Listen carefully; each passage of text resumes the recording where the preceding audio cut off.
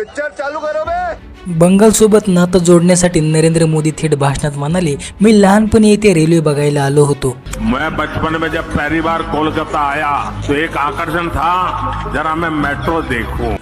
तर मित्रांनो, दुःख तर या गोष्टीचं वाटतं. नरेंद्र मोदी यांचा जन्म 17 सप्टेंबर 1950 रोजी झाला आणि पश्चिम बंगालमध्ये रेल्वे ही 1984 झाली. म्हणजे तेव्हा नरेंद्र मोदी हे 34 वर्षाचे होते.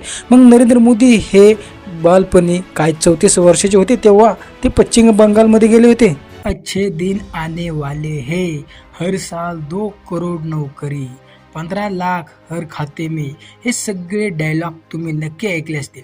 पण एक मोठा प्रश्न, हे सगळं खरंच झालंय का की फक्त पॉलिटिकल स्पीच होतं? आपण एक कंट्रोवर्शियल शब्दावर बोलणार आहोत, तो म्हणजे फेकू.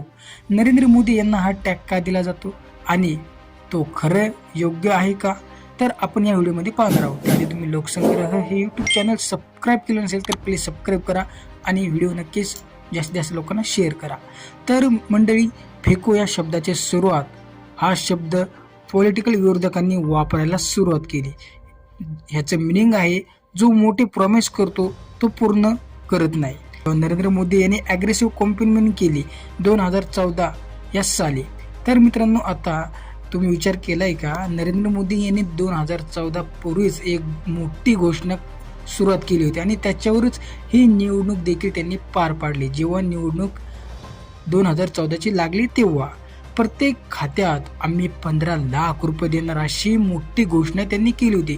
15 लाख प्रत्येकाच्या खात्यात, हा सर्वात फेमस क्लेम होता. लोक म्हणतात मोदींनी प्रॉमिस केला, पण सपोर्टर म्हणतात तो ॲक्च्युअली ब्लॅक मनी संदर्भात मेन पॉइंटर होता.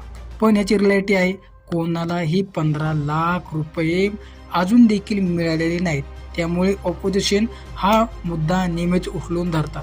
आता दुसरा मुद्दा आहे, तो म्हणजेच प्रत्येक वर्षी 2 कोटी जॉब आम्ही देणार, असं नरेंद्र मोदी यांनी 2014 आणि 2019च्या निवडणुकीमध्येही असं म्हटलं होतं. परंतु भारतात एम्प्लॉयमेंट हा अजून देखील खूप मोठा मुद्दा आहे आणि बरेच लोक बेरोजगार फिरतात आणि बाहेरचे जो इतर देशात घुसखोरी होते ते जॉब मिळवतात आणि भारतातील बेरोजगार आणि अशीच फिरतात.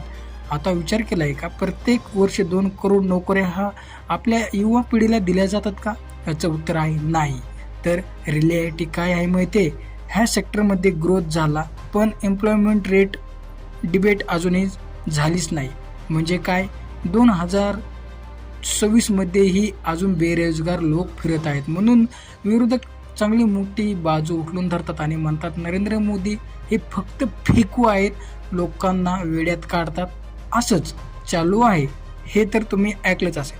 आता मित्रांनो, ब्लॅक मनी परत आणणे, स्विस बँकमधील पैसा परत आणायचा प्रॉमिस नरेंद्र मोदी यांनी केलं होतं. परंतु तो ब्लॅक मनी परत आला का? नाही.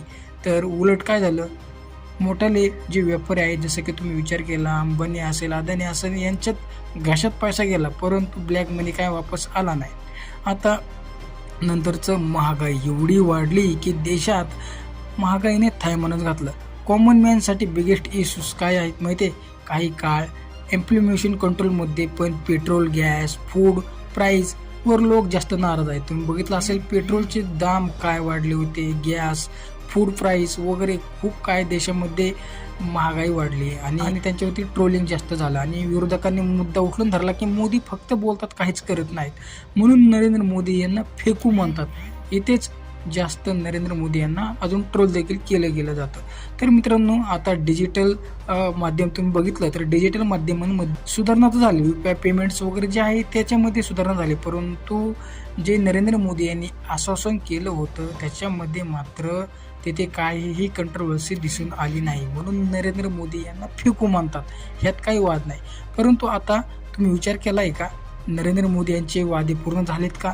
नरेंद्र मोदी यांनी गव्हर्नमेंट स्कीम जास्त काढल्या, परंतु फेकू हा त्यांना जो डाग लागला आहे, म्हणूनच विरोधक त्यांना फेकू म्हणतात. ना कोणाला 2 कोटी जॉब मिळाले, ना कोणाच्या खात्यात 15 लाख मिळाले. नरेंद्र मोदी मात्र भाषण करताना असे काय भाषण करतात, मात्र बॉडी लँग्वेज वगैरे आणि लोकांना काय कळतच नाही.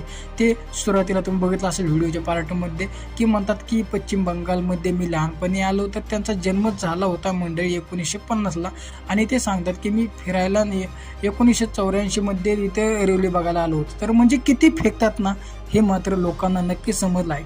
तर मंडळी तुम्हाला काय वाटतं, हे नरेंद्र मोदी बोलतात यांना खरोखरच फेकू ही जी लोकांनी पदवी दिली आहे ती योग्य आहे का? कमेंट सेक्शनमध्ये नक्कीच आम्हाला कळवायला विसरू नका. आणि आपलं लोकसंग्रह यूट्यूब चॅनल सबस्क्राईब केलं नसेल तर सबस्क्राईब